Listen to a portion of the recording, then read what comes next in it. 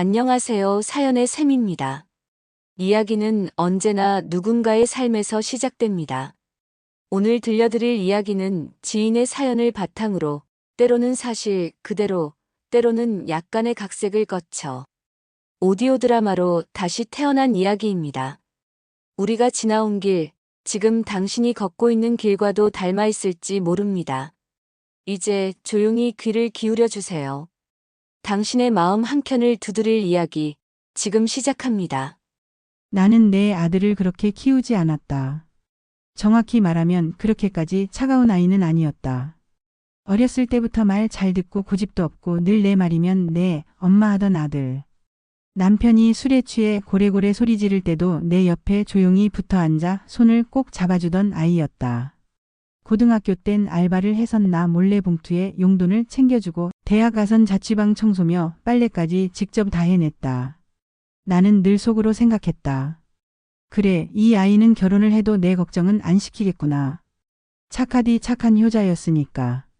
그런 아들이 군대에서 제대한 지 얼마 안 돼 소개팅을 했고 그 여자를 만난 뒤로 뭐랄까 사람이 달라졌다. 처음엔 그냥 애인이 생기면 원래 저렇게 달라지지 했지. 근데 점점 통화도 줄고 얼굴 보는 날도 줄고 밥 먹었니? 물어도 엄마도 밥 드셨어요? 하던 애가 나 바빠 끊어. 이렇게 말하고 전화를 끊는 날이 늘었다. 그리고 결혼 얘기를 꺼냈을 때 나는 참 황당했다. 결혼? 갑자기? 그 정도로 진지했니? 그냥 한 번쯤 더 생각해 보는 건 어때? 그랬더니 아들 눈빛이 싸늘해졌다. 엄마, 나 다 컸어. 내가 알아서 할게. 내가 아는 그 아들이 맞나 싶었다. 그리고 결혼식 날. 나는 하객이 아니라 조연 같았다. 며느리 쪽 친척들은 줄줄이 오고 아들 친구들 사이에 나는 어색하게 앉아 있었고. 사진 찍을 땐 어머니 여기 말고 뒤쪽으로요. 며느리 친구가 날 슬쩍 밀더라. 내가 굳이 나설 자리는 아니란 걸 그때 알았다. 결혼하고 한 달쯤 지났을까. 어머니 혹시 앞으로 저희 집에 너무 자주 안 오셨으면 해요. 며느리가 나한테 그렇게 말했을 때 난 웃었다. 아유 그래. 나는 걱정 마. 바빠서 자주 못 올 거야. 근데 그 말 뒤로 아들 얼굴에서도 미묘한 변화가 보이더라. 어색한 미소, 낮아진 눈빛. 예전 같으면 엄마, 뭐 필요한 거 없어? 엄마 힘들지 않아. 그런 말로 먼저 안부 묻던 아들이었는데. 그리고 어느 날은 이런 일도 있었다. 반찬 좀 해서 갖다 줬더니 문 앞에만 두고 가라고 하더라. 내가 손에 쥔 반찬 봉투를 며느리는 직접 받지도 않고 아들은 문 사이로. 엄마, 요즘은 비대면이 대세야. 이해해줘. 그랬다. 내가 만든 갈비찜, 김치전, 미역국 그거 하나하나 포장해. 담은 정성을 그렇게 문 앞에 내려놓고 나는 엘리베이터를 탔다. 문이 닫히기 전 며느리의 말소리가 들렸다. 왜 자꾸 반찬 갖고 오시게 해요? 불편하잖아요. 아들이 대답했다. 알겠어. 미안, 내가 말릴게. 그날 내가 만든 반찬은 다시 들고 돌아왔다. 아무도 먹지 않은 그대로. 그것도 모른 척할 수 있었다. 그냥 이 시기가 지나면 괜찮아지겠지 그렇게 넘겼다. 그런데 어느 날 명절이 다가오는데 연락이 없다. 내가 먼저 전화를 걸었다. 이번 추석엔 너희 집에 갈까? 그랬더니 아들 목소리가 심드렁하다.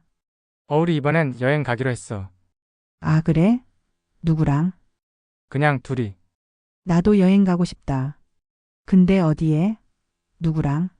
나는 그냥 집에만 있다. 너희 오기 전에 전 부치고 국 끓이고 청소하던 그 집에. 그래도 그때는 우리 아들이 웃었지. 엄마 고생 많았죠? 역시 우리 엄마 손맛은 최고야. 그 말 한마디면 됐는데. 이젠 아무 말도 없다. 그 말 한마디 듣자고 명절마다 갈비 양념하던 내 손은 이젠 쓸쓸히 시장 봉투만 뒤적인다. 가끔은 이런 생각도 든다.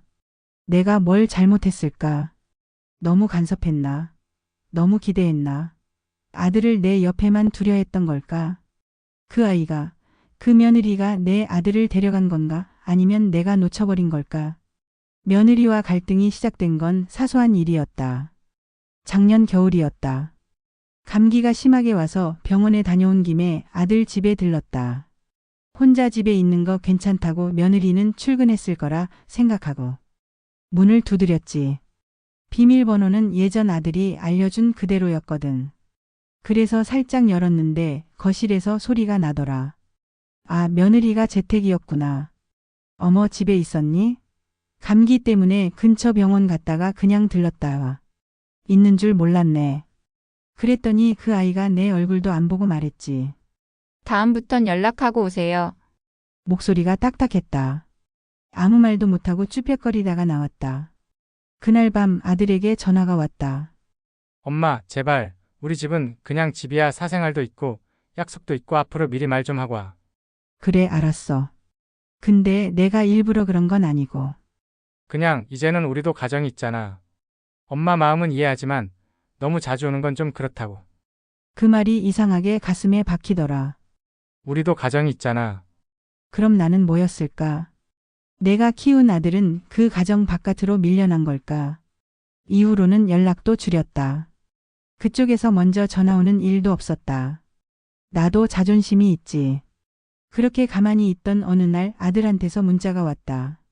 엄마, 혹시 생활비 좀 도와주실 수 있을까요? 나는 그날 오래된 통장을 꺼냈다. 아들 결혼할 때 안 썼던 보험금도 깨고 내가 모아두었던 삼짓돈도 다 긁어 모았다. 딱히 이유는 묻지 않았다. 물어봤자 그 아이를 비난할까봐 겁났다. 그래, 보내줄 게 필요하면 또 말해. 하지만 고맙다는 말 한마디 없었다. 며느리한테서도 아들한테서도. 돈이 들어간 뒤로 연락은 더 줄었다. 이제 불편해졌나 보다. 내가 뭘 기대했지? 생각하려다 그만뒀다.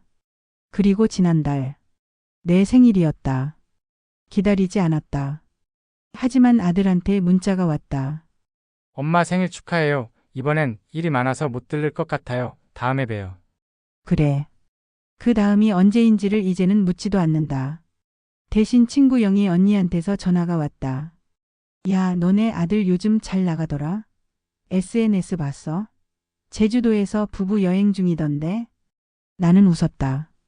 그래, 잘 지내는 게 어디야. 엄마보다 그 아이와 여행 가는 게 더 소중하다는 걸 이젠 안다. 내가 이해해야 한다는 것도. 하지만 사람이란 게 그렇다. 머리는 이해해도 가슴은 안 그렇더라. 며칠 후 마트에서 장을 보다가 아들 어릴 때 좋아하던 딸기를 봤다. 무심코 장바구니에 담았다. 얘 좋아하던 건데. 그리고는 멈췄다. 이제 내가 준 걸 받는 일이 없단 걸 알기에. 며느리는 철저한 사람이었다. 적당한 거리, 명확한 선. 그게 나를 지치게 했다. 나는 그냥 엄마였을 뿐인데. 며칠 전엔 아들이랑 만나 밥을 먹었다. 오랜만에 얼굴을 보니 눈가에 주름이 늘었더라. 어릴 때는 그렇게도 나랑 눈을 마주치던 아이가 이제는 밥을 먹으면서도 핸드폰을 자주 보더라. 내가 조심스럽게 물었다. 너 요즘 많이 힘들어 보여. 아들은 피식 웃었다. 괜찮아. 그냥 뭐 다들 그러고 사니까. 혹시 그 아이랑 사이 안 좋은 거니? 그랬더니 아들이 젓가락을 내려놓고 나를 봤다. 엄마, 그 얘기는 안 했으면 좋겠어. 그리고는 말없이 물을 마셨다. 그 순간 깨달았다. 이 아이는 이제 내 편이 아니라는 걸. 예전 같으면 힘든 일도 고민도 다 말해줬는데 이제는 그 아이와 상의하고 그 아이와 결정하고 나는 그냥 듣는 사람일 뿐이었다. 그게 맞는 거겠지. 결혼이란 게 그런 거겠지. 근데 말이야, 나는 아직도 내가 저 아이의 엄마라고 생각했는데 그게 아니었나 보다. 내가 낳고 내가 키운 아들은 이제 내 것이 아니었다. 그 아이의 남편이 되었고 그 가정의 가장이 되었고 나는 점점 잊혀져 갔다. 그날 집으로 돌아오는데 아들 얼굴이 자꾸 떠올랐다. 근데 웃는 모습이 아니라 내가 모르는 낯선 얼굴이었다.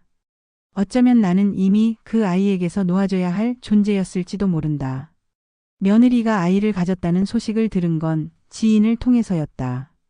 야, 너네 아들내 좋은 소식 있다며? 응? 무슨 소식?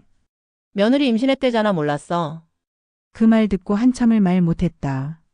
몰랐다. 내 아들인데 내 손주가 생겼는데 왜 그 소식을 나는 남한테 들어야 했을까? 집에 돌아와 조심스레 전화를 걸었다. 아들아, 임신했다며? 축하한다. 아, 고마워, 엄마. 고작 그 한마디. 고맙다는 말은 있었지만 미안하단 말은 없었다. 왜 엄마에게 먼저 말하지 않았는지, 왜 소식을 숨겼는지에 대한 해명도 없었다. 그저 그래서 그렇구나 하고 받아들여야만 했다. 그리고 시간이 흘러 아이가 태어났다. 나는 조심스럽게 병원에 찾아갔다. 입구에서 들고 간 과일 바구니를 들고 며느리에게 인사를 했다. 고생 많았다, 축하한다.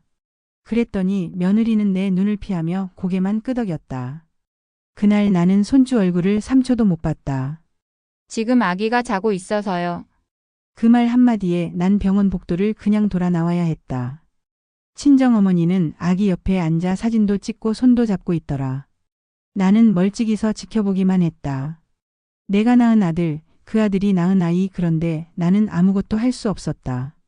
산후조리원도 친정어머니가 챙겼고 집으로 복귀한 뒤에도 나를 부르지 않았다. 나중에 아들이 조심스레 말했다. 엄마, 며느리가 좀 예민해서 아기한테 뭐 묻을까봐 그냥 당분간은 집에 오지 말아달래. 내가 더럽다는 건가? 아기를 해코지라도 할까봐 그러는 건가? 그런 말을 들었어도 나는 대답을 못했다. 그래도 가만히 있지는 않았다. 베이비용품 하나하나 챙겨 인터넷으로 보내주고 젖병 소독기며 기저귀며 내가 할 수 있는 건 다 했다. 직접 가지 못하니 그저 물건으로 마음을 전할 수밖에 없었다. 그런데 어느 날 택배 반송이 왔다. 수치인 거부. 내가 보낸 아기 옷이었다. 예쁘게 손수 포장한 유기농 소재라고 자랑까지 했던 그 옷. 그게 돌아왔다. 그날 밤 나는 잠을 못 잤다. 그렇게 서러운 밤은 참 오랜만이었다. 며칠 후 아들이 전화를 걸었다. 엄마 너무 신경 쓰지 마. 고마운 건 아는데 그냥 좀 쉬어요. 엄마도 이제 엄마 건강 챙기셔야지. 그 말이 이제 그만이라는 뜻으로 들렸다. 내가 더 이상은 끼어들지 않았으면 하는 뜻. 이 가정에서 나는 이제 과거의 사람이 되어야 하는 것 같았다. 엄마가 아니라 누군가의 엄마였던 사람으로. 그날 이후로 나는 아들에게 연락하지 않았다. 아이 100일 잔치도 돌잔치도 나를 부르지 않았다. 사진도 영상도 한 장 없었다.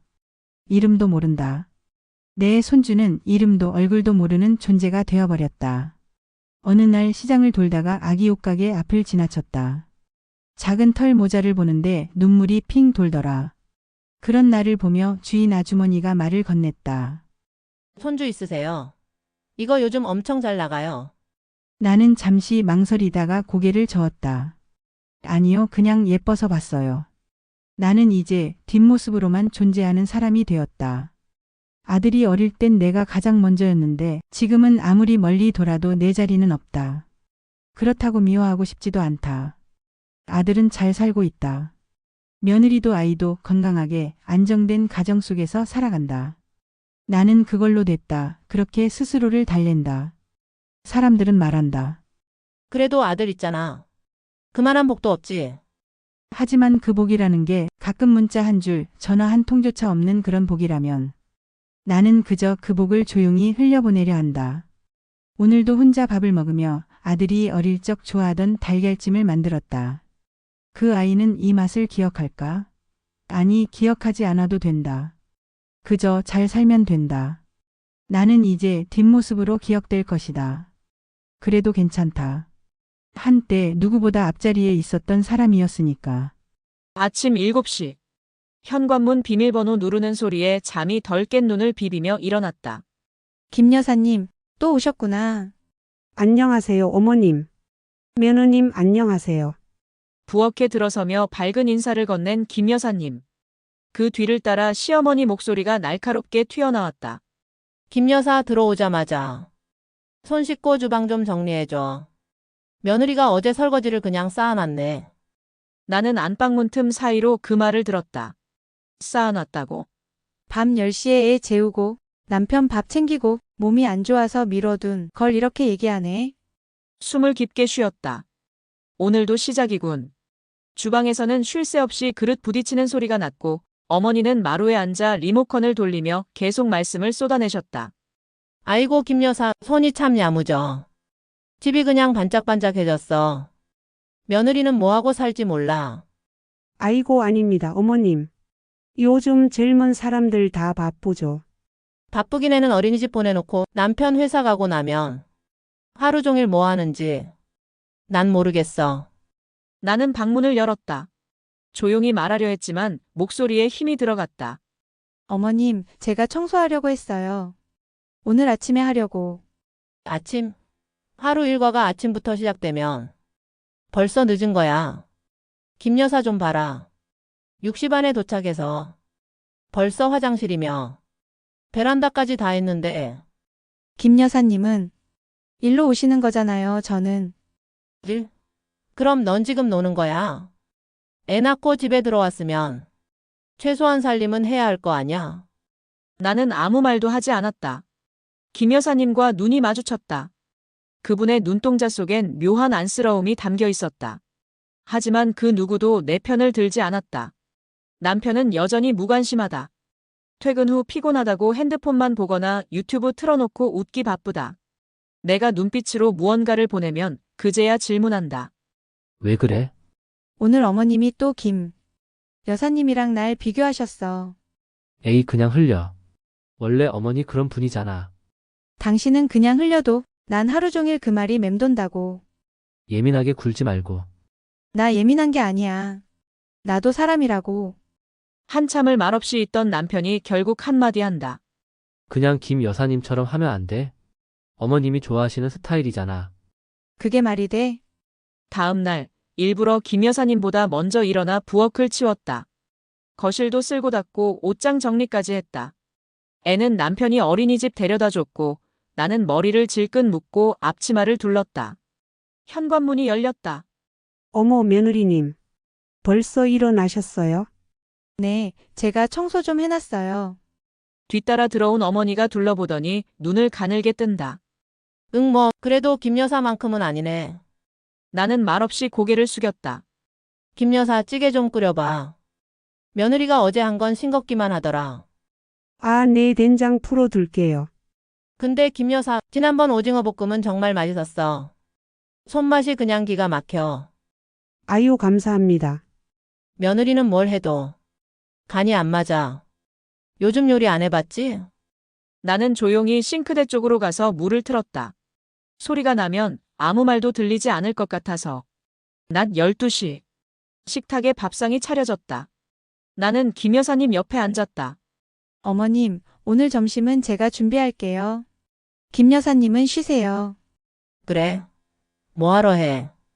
괜히 음식 버릴 바엔 그냥 김 여사가 하는 게 낫지.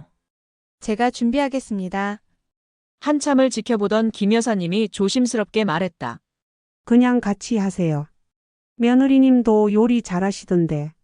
잘하긴 뭘 잘해. 한 숟갈 먹어봐. 금방 티나지. 그 말에 숟가락을 들던 손이 툭 떨어졌다.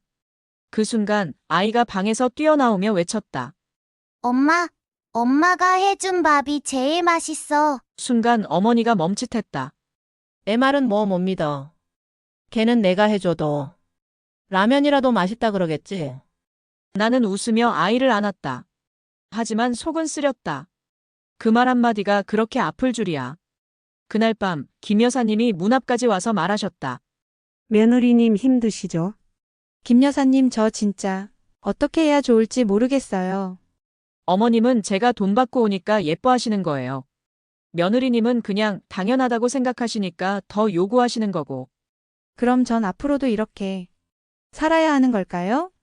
아니요, 방법은 있어요. 제일 먼저 며느리님 자신이 바뀌셔야 해요. 바뀌라고요? 네, 어머님 눈치만 보지 말고 기준을 세우세요. 그리고 남편분도 가만히 두지 마시고. 그날 이후 나는 매일 식단표를 짜기 시작했다. 김 여사님과 따로 통화해서 요리 팁을 물었고 남편에게는 매일 저녁 30분이라도 육아를 맡으라고 요청했다. 그랬더니 돌아온 말. 요즘 왜 이렇게 까다로워졌어? 까다로운 게 아니라 이제 나도 사람처럼 살고 싶어서 그래. 무슨 말을 그렇게 해? 나 파출부보다 못한 며느리 아니거든. 그 말이 입 밖으로 나오고 나서야 조금 살 것 같았다. 하지만 어머니는 여전히 바뀌지 않으셨다. 김 여사 저녁에 불고기 좀 해줘. 며느리는 또 간을 이상하게 할까봐 못 믿겠어. 나는 그저 고개를 끄덕였다. 하지만 이건 시작이었다.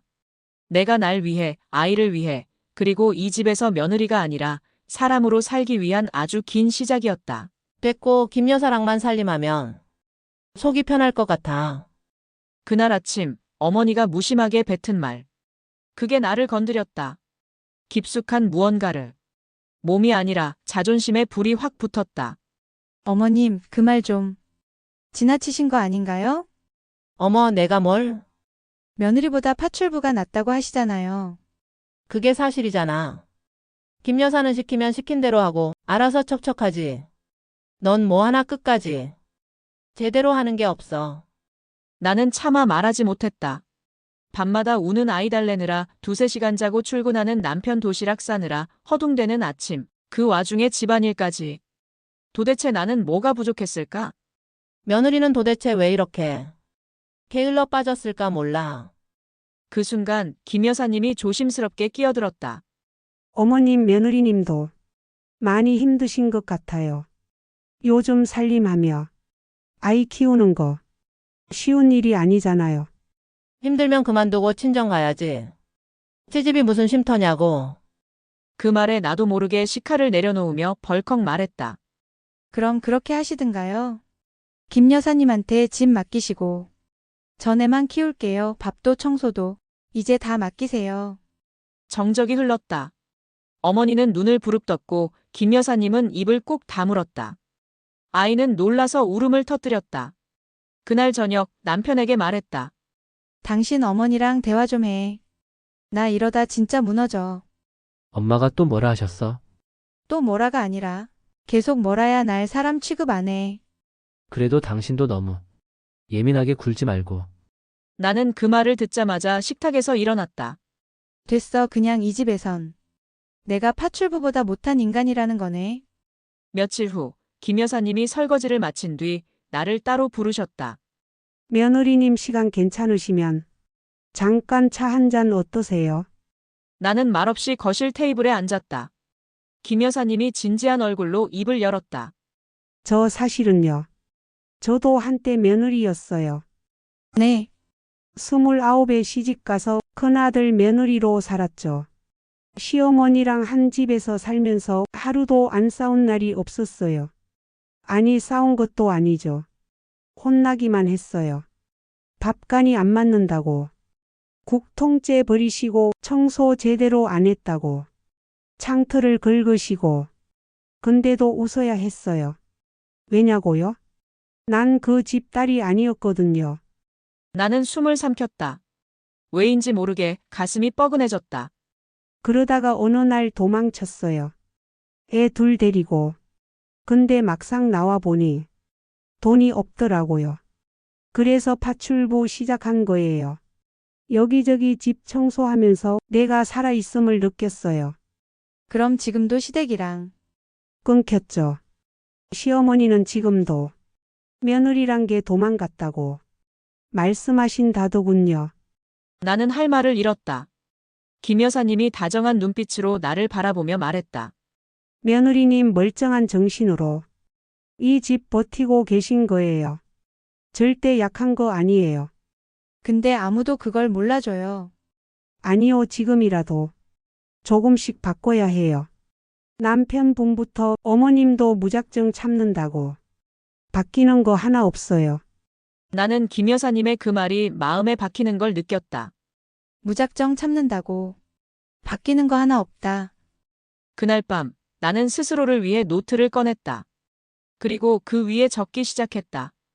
오늘 어머니 말에 상처받았다. 김 여사님 이야기를 들으며 용기를 얻었다. 내일은 내가 먼저 말 걸어보기. 익숙하지 않았다. 하지만 이상하게도 적고 나니 마음이 조금 가벼워졌다. 다음 날 아침 나는 먼저 인사했다. 어머님, 오늘은 제가 된장찌개 끓일게요. 됐다, 또간 안 맞게 알바엔. 김 여사한테 맡겨. 그래도 한번 해볼게요.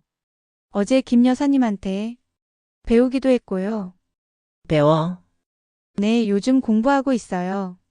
어머님이 김 여사님 칭찬하시는 거 들을 때마다 저도 그런 며느리가 되고 싶더라고요. 어머니는 어정쩡한 표정으로 날 바라봤다. 그래, 해보든가. 점심 식탁. 어머니가 조용히 국 한 숟갈을 뜨시고는 고개를 갸웃하셨다. 왜요, 어머님? 오늘은 간이 딱 맞네. 나는 말없이 웃었다. 그 순간 김 여사님이 나직이 말했다. 이 집도 이제 조금 따뜻해지는 것 같아요. 그리고 그날 오후 김 여사님이 돌아가며 내 손을 꼭 잡았다. 절대 혼자 참지 마세요. 말해야 바뀌고 바꿔야 살아남아요. 나는 그 손을 잡으며 대답했다. 저 바뀌어 볼게요. 아니, 제가 바꿔볼게요. 그날 밤 처음으로 남편과 진지하게 마주 앉았다. 우리 얘기 좀 해. 또 어머니 얘기야. 당신이 어머니 얘기 피하는 거, 그게 더 힘들어. 난 이 집에서 그냥 투명인간 같아. 나도 집안의 일부야. 그리고 당신 아내야. 최소한 내 편은 되어줘야 하는 거 아니야? 그제야 남편이 고개를 들었다. 말없이 나를 바라보던 눈이 뭔가 깨달은 듯 조금 흔들렸다. 미안해, 그동안 너무 방관했어. 이제부터라도 같이 바꿔보자. 이번 이야기 어떠셨나요? 여러분들의 의견을 댓글로 남겨주세요. 구독과 좋아요는 더욱 좋은 영상을 만드는데 큰 힘이 됩니다. 행복한 하루 보내세요.